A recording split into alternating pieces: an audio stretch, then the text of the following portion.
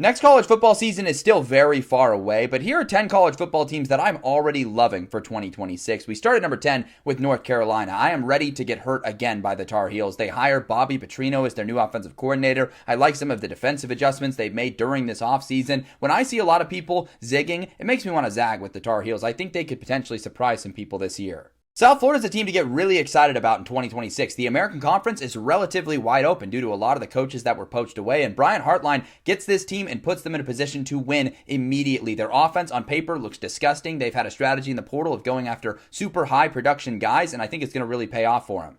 It's certainly not a hot take to say Texas Tech looks good on paper for 2026, but I think they look great, and I think they can take that next step in contention this next year. Some people might have watched their playoff exit and just thought, oh, that was a flash in the pan year, but if you look at their talent acquisition, the direction they're moving as a program, I think it's going to continue to go upward. We'll stay in the state of Texas with Houston, another team I'm absolutely high on in 2026. Willie Fritz is headed into year 3. He has made massive improvements through the first couple of seasons. His staff is still loaded and stayed intact, and their portal class and recruiting class both very impressive for 2026. They should be in a great position. New Mexico football continues to trend upward. Jason Eck has a transcendent year 1, and he brings back a lot of his important players like signal caller Jack Lane, and then has a really excellent portal class on top of that. Some of the things that New Mexico football is doing right now, they shouldn't be doing.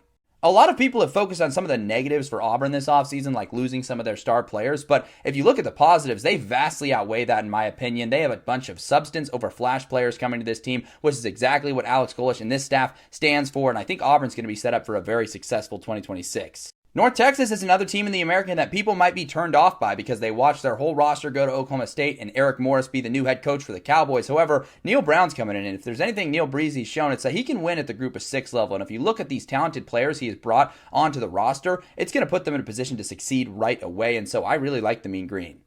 Louisville continues to quietly be the most consistent program in the ACC. Jeff Brom's talent acquisition, specifically through the portal, continues to be awesome. They bring in Lincoln Kienholz. I think they're going to plug a lot of their holes from last season and have a real opportunity to make a run.